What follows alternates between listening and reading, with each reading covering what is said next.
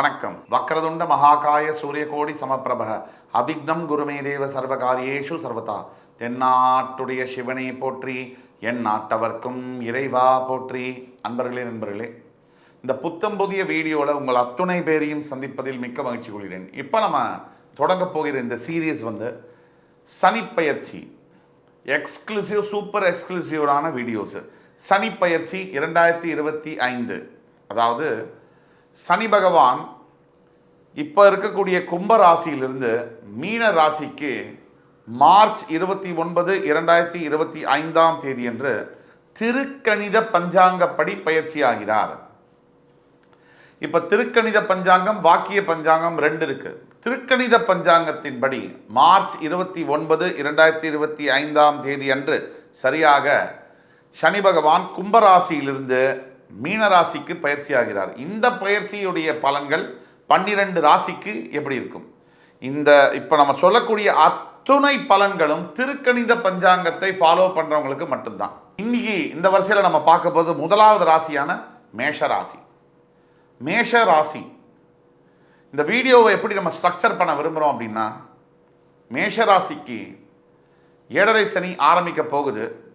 அதாவது 29 மார்ச் 2025 அன்று 7.5 சனி தொடங்க போகிறது. இந்த சனி பகவானுடைய சனி பயிற்சி எந்த மாதிரியான தாக்கங்களையும், நல்ல பலன்கள் இருக்கா, என்னென்ன தீய பலன்கள் இருக்கு, அதுக்கு நாம் என்னென்ன தீர்வுகளை செய்யணும், இந்த வகையில் இந்த வீடியோவை ஸ்ட்ரக்சர் பண்ணி கொண்டு போவோம். இந்த சனி பயிற்சியை என்னதான் நம்ம பேசினாலும் முக்கியமாக நம்ம எடுத்துக்கொள்ள வேண்டியது குரு பகவானுடைய சஞ்சாரம், ராகு கேதுக்களுடைய சஞ்சாரம். இந்த 4 கிரகங்களையும் எடுக்காம ஒரு பலன்களுக்குள்ள நம்மளால போயிட முடியாது. அந்த வகையில் மேஷராசி காலபுருஷனுடைய முதல் வீடு, செவ்வாய் பகவானுடைய ஆட்சி வீடு என்று சொல்லக்கூடிய மேஷராசியில் அஸ்வினி, பரணி, கிருத்திகை என்ற 3 நட்சத்திரங்கள் வருது.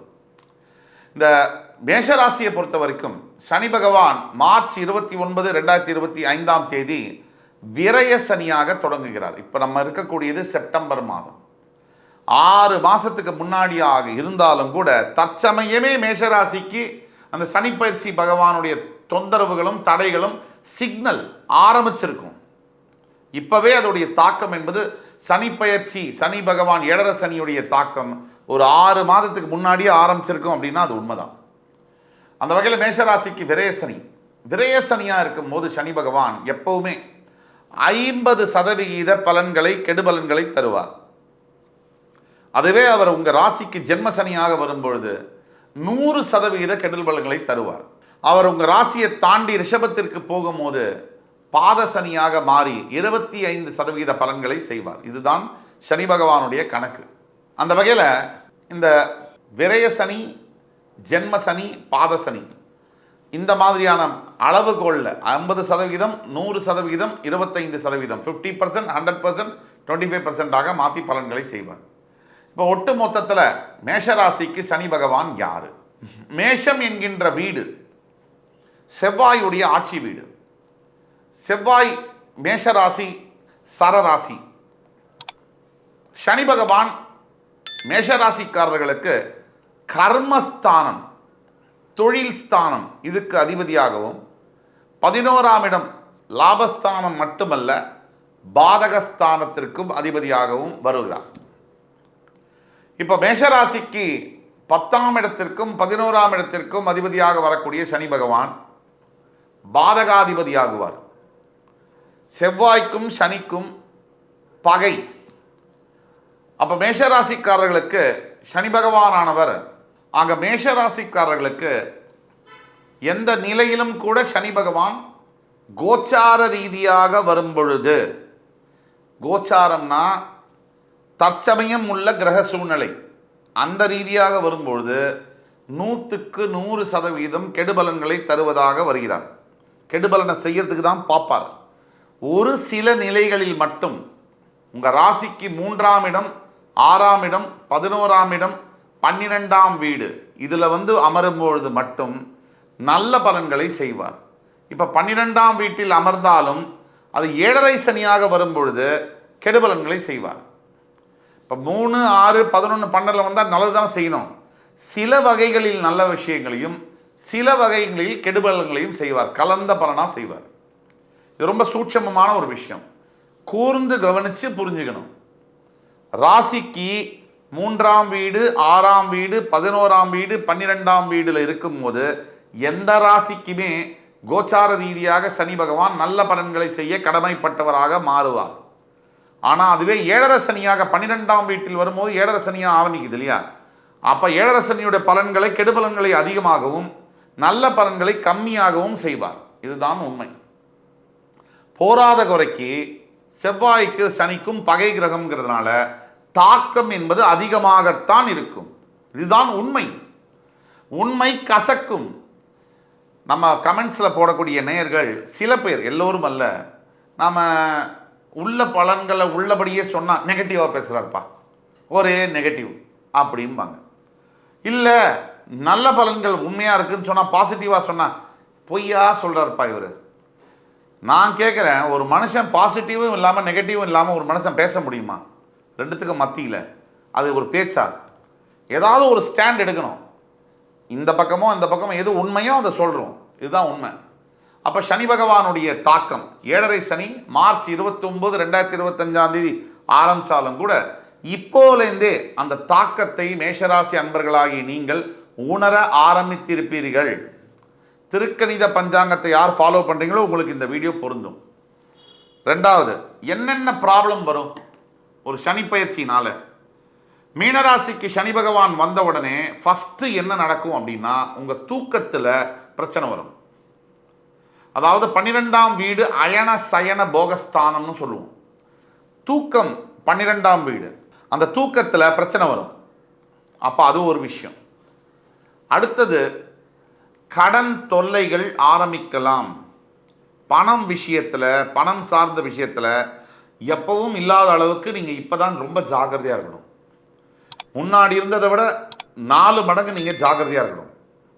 பணம் கொடுக்கறதில்ல, பணம் வாங்கிறதுல, லோன் எடுக்கும்போது, நம்மளுடைய வசதிக்கு மீறி சில விஷயங்களை ஆசைப்படும் பொழுதும் செய்யும் பொழுதும்.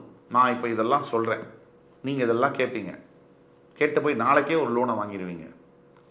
இது கர்ம விதி. இவ்வளவும் சொல்லியும் நீங்கள் முதல்ல கட்டுப்பாடாக இல்லைன்னா சனி பகவானுடைய காட்டமும் ஆட்டமும் அதிகமாக இருக்கும். நீங்கள் மனசை அடக்குனா, உங்களை அடக்குனா இந்த உலகத்தையும் அடக்க முடியும், வாழ்க்கையும் ஜெயிக்க முடியும். ரெண்டாவது, இந்த ஏழரை சனி ஆரம்பித்த உடனே எல்லா காரியம் நம்ம செய்கிறோம், ஒரு வேலையை எடுக்கிறோம், புதுசாக ஒரு முயற்சி எடுக்கிறோம் அப்படின்னாலே அந்த முயற்சியில் ஸ்டாப், அப்டிக்கல்ஸு, தடங்கல்கள் வரும். இது எதிர்பார்க்கணும். நீங்கள் ஏழரை சனினா என்னன்னு நீங்கள் புரிஞ்சுக்கணும். சனி பகவான் ஒரு முழுமையான பாவகிரகம். உங்களுடைய ராசிநாதன் செவ்வாய். சாதாரணமாக சனி பகவான் கொடுக்கக்கூடிய தாக்குதலை விட உங்களுக்கு ஒரு படி மேலே அதிகமாக இருக்கும் அப்படிங்கிற உண்மையை, கசப்பான உண்மையை நாம் ஒத்துக்கு தான் வேணும். இதை எதிர்பார்க்கணும். என்ன செய்யணுங்கிறதுக்குள்ளே போகணும். இது அவஸ்தை இருக்குது, பிரச்சனை இருக்குன்னு பார்க்கக்கூடாது. முதல்ல மேஷராசி என்பர்களுக்கு இந்த காரிய தடங்கல்கள் ஏற்படக்கூடிய வாய்ப்புகள் இருக்குது. வருங்காலத்தில் நீங்கள் ஒரு விஷயத்தை புதுசாக செய்ய நினைக்கிறீங்க, புதிய முதலீடுகள் பண்ண நினைக்கிறீங்க, இதை புதிய வியாபாரத்தை தொடங்கணும்னு நினைக்கிறீங்க, புதுசாக வீடு வாகனம்லாம் வாங்கணும்னு நினைக்கிறீங்க, இந்த மாதிரி விஷயங்களில் தடங்கல்கள் வரலாம் அப்படிங்கிறத நீங்கள் எதிர்பார்க்கணும். ஒன்று. ரெண்டாவது, பண பிரச்சனைகள் அதிகமாகக்கூடிய வாய்ப்புகள் உண்டு. 3, ஆரோக்கியம். இது நாள் வரைக்கும் நீங்கள் எப்படி இருந்தீங்களோ, உங்கள் ஹெல்த்தை நீங்கள் கவனிச்சிங்களோ, சரியாக கவனிக்கலையோ, ஆனால் இனிமேல் பட்ட இந்த சனி பயிற்சி ஆகிறதுக்கு இப்போ 6 மாதம் ஆயிடுச்சு, முன்னாடி இருக்குது. இப்போலேருந்தே உடல் ஆரோக்கியத்தில் மிக மிக கவனமாக இருக்கணும். தேவையில்லாத நேரத்தில் சாப்பிட்றது, தேவையில்லாதது சாப்பிட்றது, இந்த எக்ஸ்ட்ரா சூப்பர் ஸ்டார் ரஜினிகாந்த் சொன்ன மாதிரி எக்ஸ்ட்ரா சாப்பிட்றது. இந்த சனி பயிற்சியை ஜெயிக்கணும்னா எக்ஸ்ட்ராஸை பார்த்துக்கிட்டா போதும்.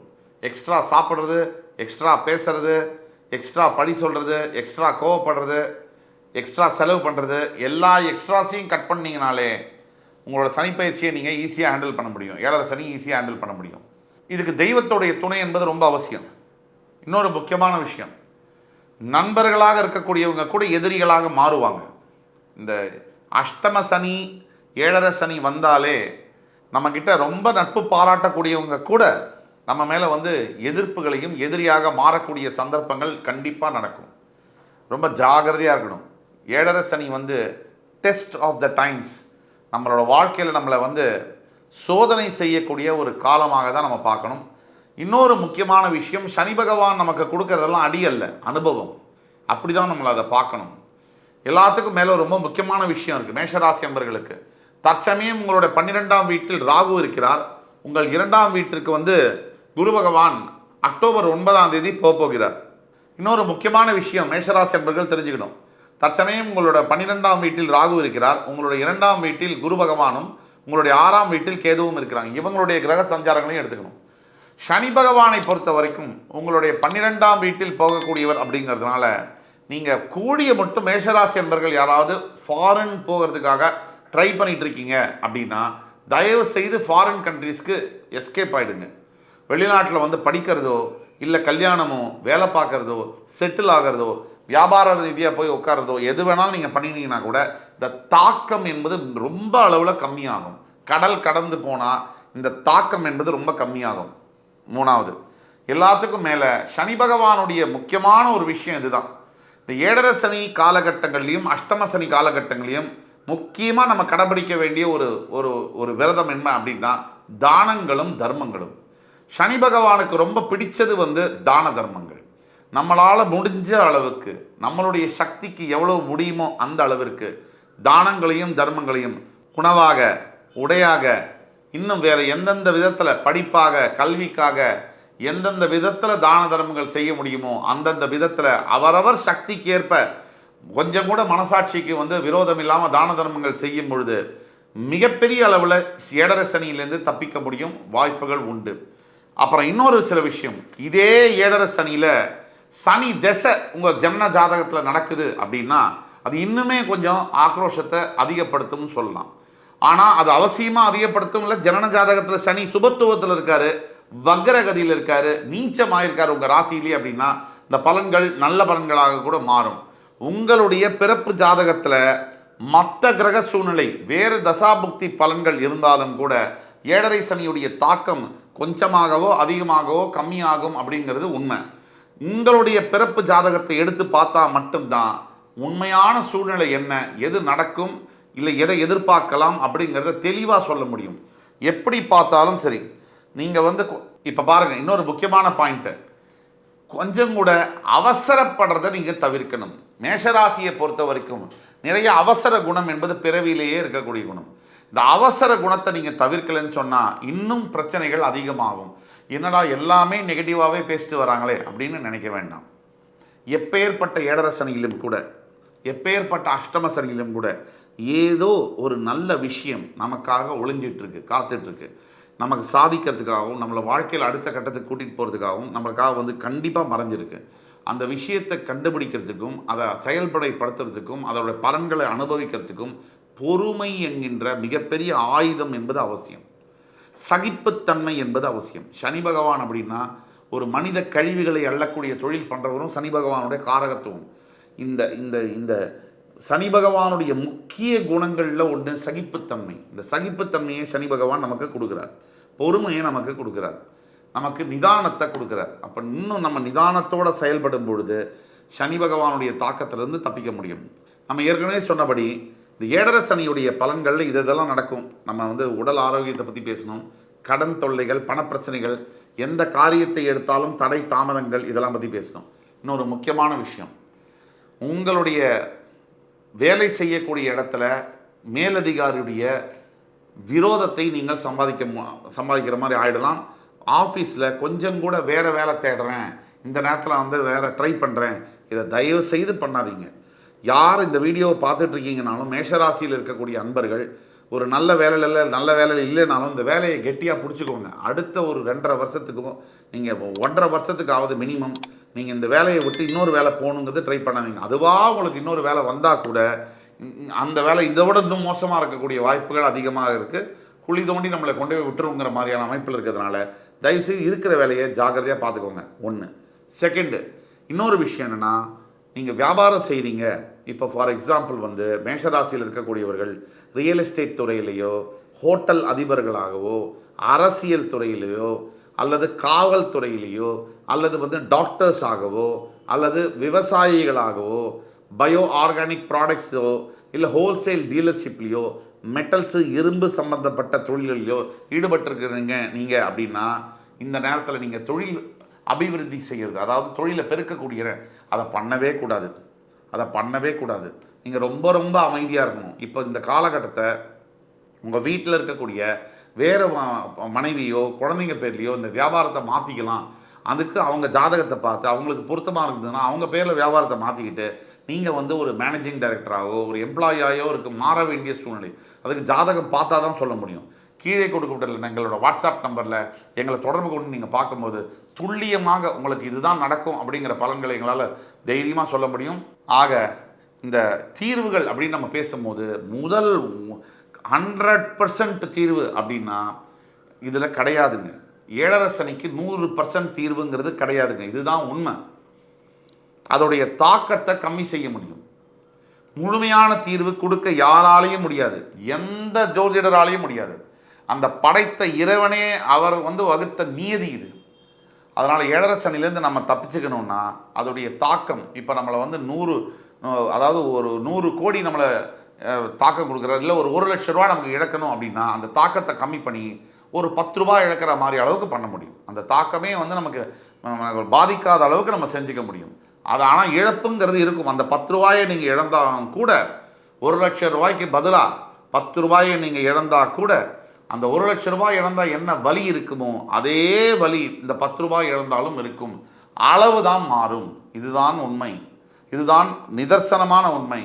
ஆக இதுதாங்க 7.5 சனிலேருந்து நம்ம காப்பாற்றிக்கிறதுக்கு பல வழிகள் இருக்குது. உங்கள் சுய ஜாதகத்தை நீங்கள் வந்து பார்த்தா தான் சொல்ல முடியும். முதல் தீர்வானது திருநள்ளாறில் போயிட்டு சனீஸ்வர பகவான் தர்பாரண்யேஸ்வரர் ரூபத்தில் காட்சி தருகிறார். அவரை வந்து நலத்தீர்த்தத்தில் குளித்து கருப்பு வஸ்திரங்களை வந்து மற்றவங்களுக்கு தானமாக கொடுத்து, எள்ளு சாதம் தானமாக கொடுத்து அவரை வழிபடும் பொழுது மிகப்பெரிய நல்ல பலன்கள் கிடைக்கும். இது ஒன்று. இரண்டாவது, சனீஸ்வர காயத்ரி மந்திரம். இது வந்து ஒரு பிரதான தேசிய கீதம் சனி பகவானுக்கு. ஓம் காகத்வஜாய வித்மஹி கட்கஹஸ்தாய தீமஹி தன்னோ மந்த பிரச்சோதயாத். இந்த மந்திரத்தை குறைந்தபட்சம் டெய்லி 108 முறை நீங்கள் ஜபம் செய்யணும். கூடிய மட்டும் புலால் உணவை தவிர்க்க வேண்டும். அதே மாதிரி தேவையில்லாத வம்பு வழக்குகள், ஈகோவுக்கு இடம் கொடுத்து இதெல்லாம் சண்டை கிண்டை போடுறது, வம்பு வழக்கெல்லாம் போடுறது, இதெல்லாம் பண்ணோம்னாலே நமக்கு ஆபத்து. இதுக்கு எல்லாத்துக்கும் மேலே ரொம்ப முக்கியமான ஒரு விஷயம் என்னன்னா பொறுமைங்க. என்னதான் தெய்வ காரியங்கள் தெய்வமே நமக்கு உதவி செய்ய வந்தாலும் கூட சில மனிதர்கள் தெய்வத்தின் மேலே நம்பிக்கை இல்லாத தான் எல்லாம்னு நினைக்கிற தற்கூரிகள் இன்னும் உலகத்தில் இருக்காங்க. இப்போ மேஷராசியை பொறுத்த வரைக்கும் இந்த சனி பயிற்சியில் இன்னொரு முக்கியமான விஷயம் என்னென்னா, சனி பகவானுடைய பார்வை பெறும் இடங்கள்.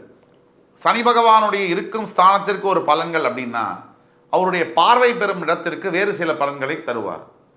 சனி பகவான் மேஷராசிக்கு 2ஆம் இடம் என்று சொல்லக்கூடிய ரிஷபராசியை 3ஆம் பார்வையாக பார்க்கிறார்.